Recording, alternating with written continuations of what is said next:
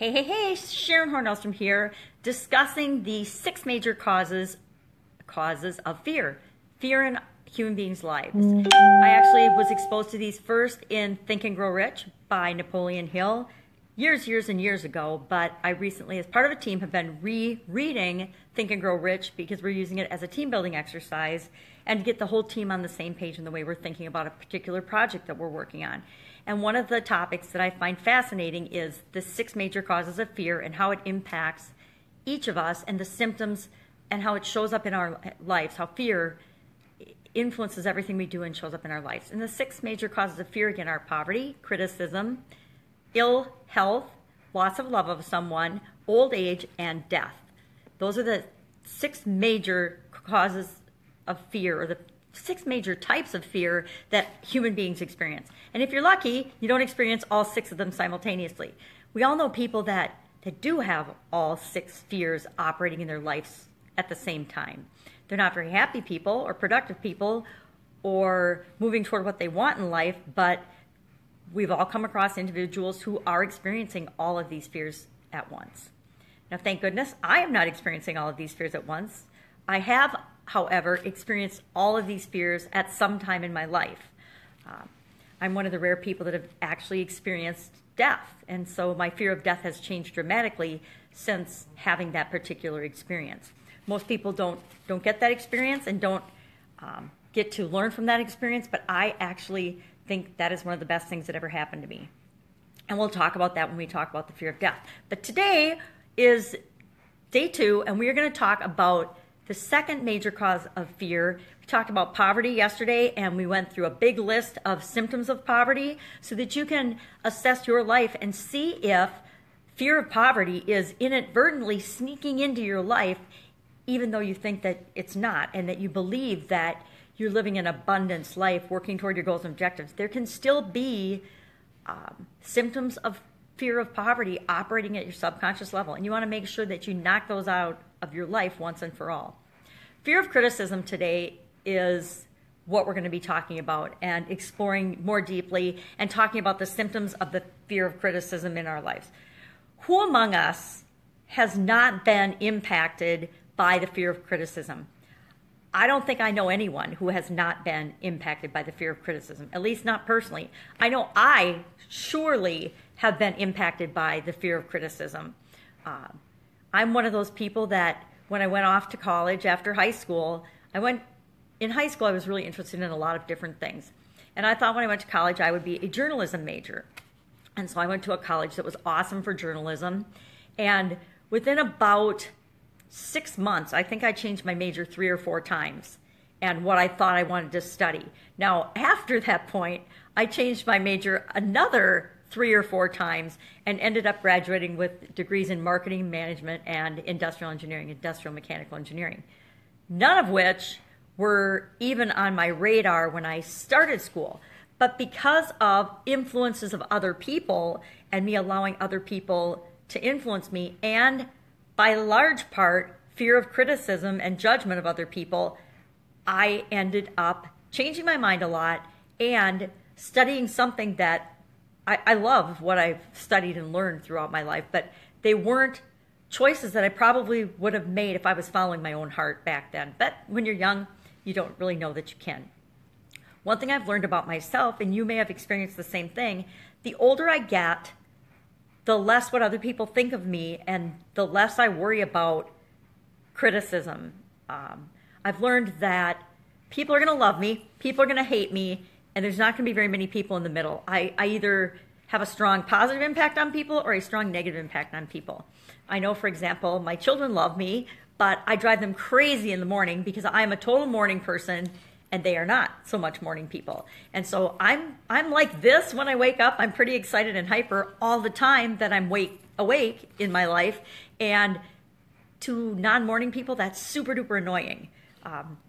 They don't like me in the morning very much. I'm too loud. I run the blender to make a healthy smoothie.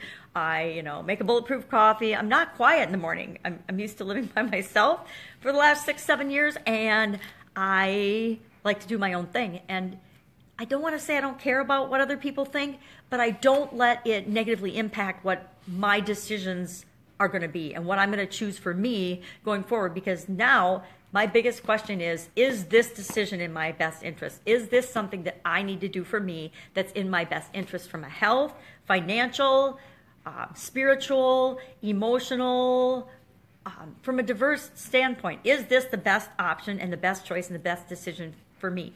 Is it best for me to be upbeat and happy and positive in the morning?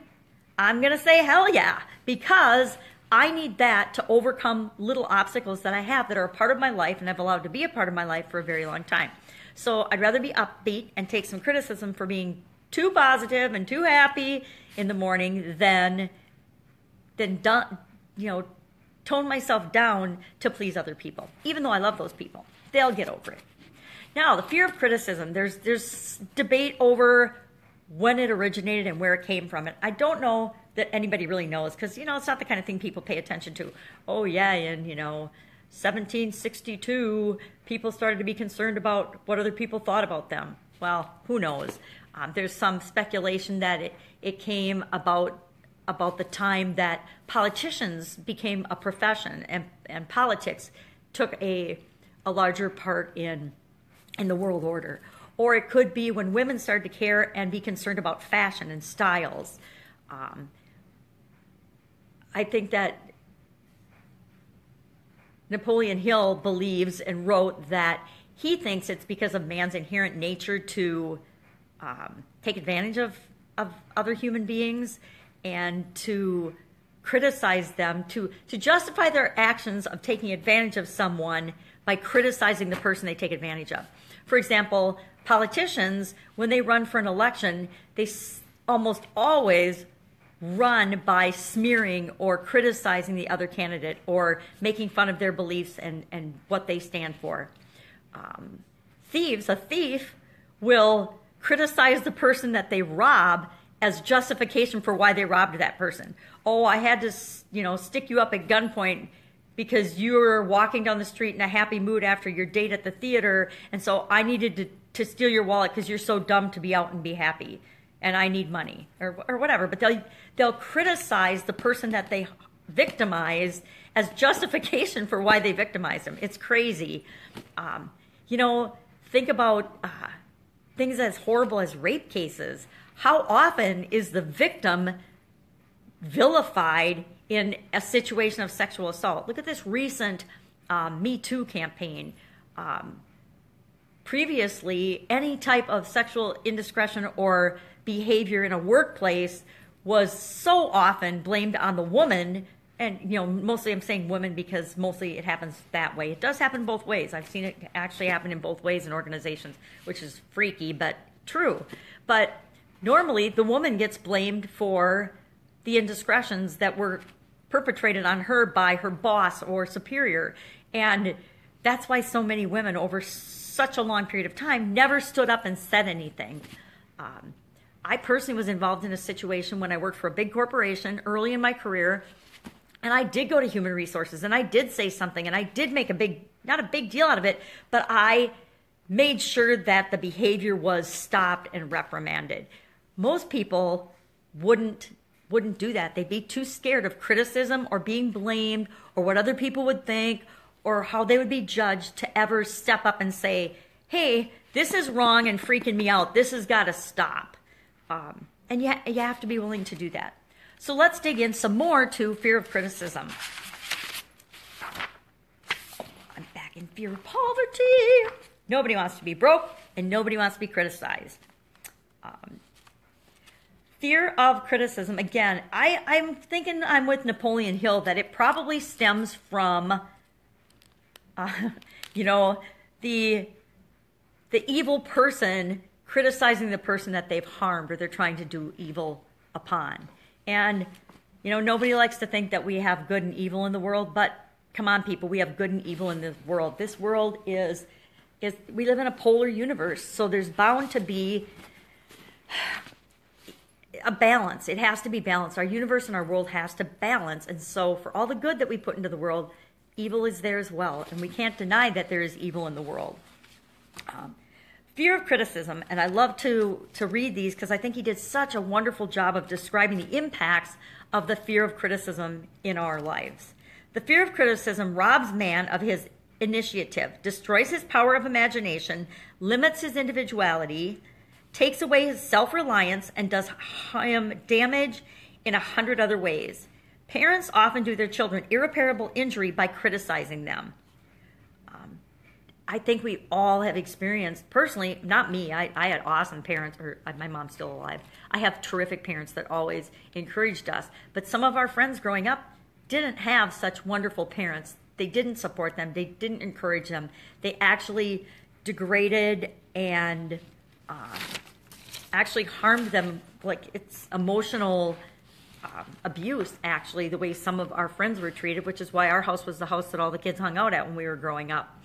And we had a swimming pool, so everybody came to our house, which is awesome. And my parents were terrific, so everybody loved coming to our house.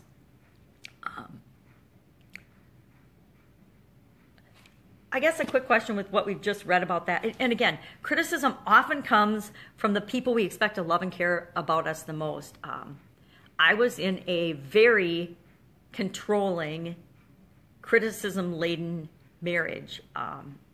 I chose it. I think I chose it to show me who I really am, and that I'm okay just as I am, despite what other people might think, especially my significant other at the time.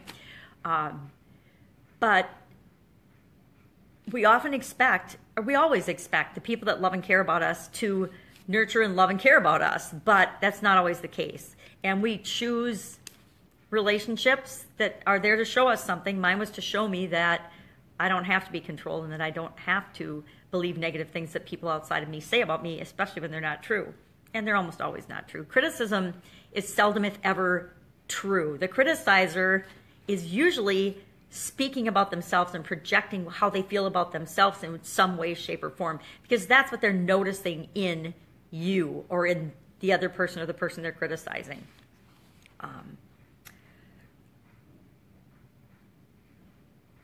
He says, criticism is a form of service that we all have too much of. It's handed out in gratis. I mean, nobody asks for criticism, but people are more than happy to give you their opinions or to criticize you or to tell you what you're doing wrong or what you should be more of or doing better.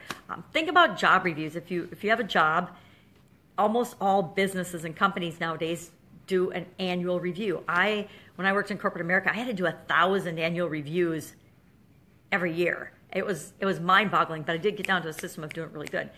And it's amazing how people's behavior will change when they know their annual review is coming up.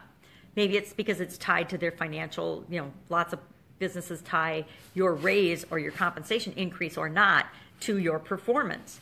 And so it's always interesting to see how people's behavior would change right before their performance review. I mean, somebody who's the head of a department who's generally an a-hole and would not cooperate at all of a sudden, 2 weeks before their performance appraisal or a month before their performance appraisal, they're all hugs and kisses and roses and happy and positive, and they can't do enough for you and your department. Not sure if you've experienced that, but I know I sure have. But performance reviews tend to focus on the negative or areas of improvement for an individual.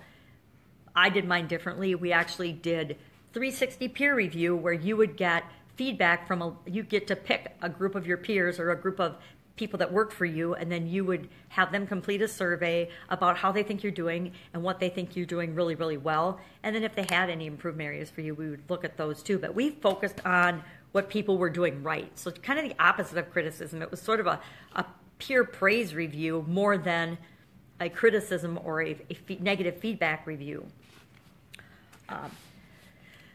I'd like to talk a little bit about, let me ask you a question. What has fear of criticism prevented you from doing in your life? Have you passed on jobs or even going for jobs? Have you said no to even asking someone out or spending time with them because you were afraid of what your friends would think? I will admit something. When I was young and single, I dated a very nice, handsome man, but he was not very smart. Great guy, fun to be around, fun to do things with, but I hate to admit this because it seems so shallow, but I actually kind of kept him away from my friends at the time because I didn't want them to judge him or to judge me because I was dating a guy that was kind of slow. Not stupid, but he was a little bit naive and just not the smartest hack in the box. And super nice guy, wonderful personality, but he was a little bit slow, and I didn't want my friends at the time to judge him or judge me because I liked spending time with him because he was fun. So I actually kept my friends away from him because I was afraid of their criticism, what they would think and what they would say. And I will tell you, I was wise to do it because when they did meet him, they were jerks about it. And so I probably wouldn't have dated him as long as I did if I had him meet my friends sooner. So that's an example of something that I know I've done to change what I want to be doing based on what other people think. And I think we've all done that. You know, have you not gone for or followed your dream because you're afraid of what people would think? Boy, I think almost everybody's done that at one point in their life. So let's talk quickly and read through these again. Symptoms of fear of criticism, because I think you'll see yourself in some of these like I see myself in them. And maybe I'm not doing them anymore, but I sure know I've had experiences in the past with them that I want to learn from so that going forward, I don't let the fear of criticism stop me from achieving my dreams and going after what I want and what I'm here to do on the planet and what you're here to do on the planet. So symptoms of criticism, there's actually 7 of them. They are self-consciousness, lack of poise, personality, inferiority complex, which sometimes comes off as a superiority complex, extravagance, lack of initiative, and lack of ambition. So let's see what Napoleon Hill has to say about each of these. Fear of criticism is almost as universal as the fear of poverty, and its effects are just as fatal to personal achievement, mainly because this fear destroys initiative and discourages the use of imagination. The major symptoms of fear are self-consciousness, generally expressed through nervousness, timidity in conversation, and in meeting strangers. So are you afraid to meet strangers? Are you quiet in conversations? Do you hold back from sharing your opinions and your thoughts and your feelings about topics of discussion? Awkward movement of the hands and limbs, shifting of the eyes. Have you seen my eyes going back and forth when I'm talking? It's not because I'm self-conscious, but then I probably am self-conscious to talk on Facebook Live videos. So there, I just fibbed about being self-conscious because even though I want to share what I have to say and I think it's important for you or whoever's listening to hear, it doesn't mean I'm not nervous and self-conscious being on film. I think that we all have a little bit of that until we practice and get really, really comfortable with it. The second symptom of fear of criticism is lack of poise, expressed through lack of voice control, nervousness in the presence of others, poor posture of body, poor memory. Okay, well, I think poor memory comes with age. The third symptom of fear of criticism is personality, lacking in firmness of decision, personal charm, and ability to express opinions definitely. The habit of sidestepping issues instead of meeting them squarely, agreeing with others without careful examination of their opinions. So if you're talking around the water cooler, do you just agree and shake your head and affirmation of whatever anybody is talking about? Me, not so much. Inferiority complex is the fourth symptom of fear of criticism. The habit of expressing self-approval by word of mouth and by action as a means of covering up the feeling of inferiority, using big words to impress others, often without knowing the real meaning of the words, imitating others in dress, speech, and manners, boasting of imaginary achievements. This sometimes gives a surface appearance of feelings of superiority. I think we all, or a lot of us, have known somebody or people that exhibit those traits. Extravagance, the habit of trying to keep up with the Joneses or spending beyond one's income. Lack of initiative, failure to embrace opportunities for self-advancement, so you're not going to go after that raise or that promotion. Fear to express opinions, lack of confidence in one's own ideas, giving evasive answers to questions asked by superiors, hesitancy of manner and speech, deceit in both words and deeds. Do you see yourself in any of those symptoms? Do you see any of those symptoms showing up in your life? Lack of ambition, mental and physical laziness, lack of self-assertion, slowness in reaching decisions, easily influenced by others, the habit of criticizing others behind their backs and flattering them to their faces, the habit of accepting defeat without protest, quitting an undertaking when opposed by others, suspicious of other people without cause, lack in tactfulness of manner and speech, unwillingness to accept the blame for mistakes. It's really interesting. I recently heard a statistic from one of my mentors that says that only 1% of the population is actually ambitious. Now, there's a difference between being motivated, wanting more, and actually being ambitious. If you're ambitious, you will do whatever it takes to succeed and achieve whatever goal it is or purpose that you've set for yourself. And the vast majority of the population, me included at certain times in my past, have not always and are not ambitious. I have had periods of my life where I am definitely lacking ambition. I would say decades where I was moving forward with very slow progress, for example, in corporate America, although I was pretty ambitious in corporate America compared to other people, but still, to myself and by my own standards, I was not particularly ambitious during that period of my life. And it wasn't because of fear of criticism. It was probably more fear of poverty because I was comfortable. And when we're comfortable, I think we choose to be comfortable because we're afraid that we might lose that. We might lose that position or that status or that comfort. So those are the symptoms of the fear of criticism.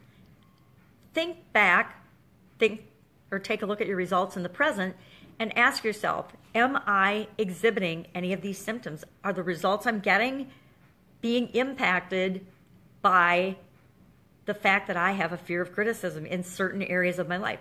Now, it's interesting because in some areas of your life, you might be fearless and have no fear of criticism. For example, in business, I pretty much have no fear of criticism. I'm going to do what I'm going to do, and either people are going to like it or they're not going to like it. If they're going to like it, they'll do business with me. If they're not going to like it, then I don't want them to do business with me. Please, you do business with someone else. And that's sort of my philosophy about that. You know, yes, no, maybe is next to me. No is next to me. It's not something I'm going to lose a lot of sleep over. However, in my personal life, I am much more concerned about and impacted by what people I love and care about think. I will do my own thing, but I do care about what my kids think. I do care about what my mom thinks. And I won't always agree with her, and I often don't agree with her, much to her dismay, especially on topics of religion and spiritual nature, because we have totally different beliefs. And not totally different, but just very different.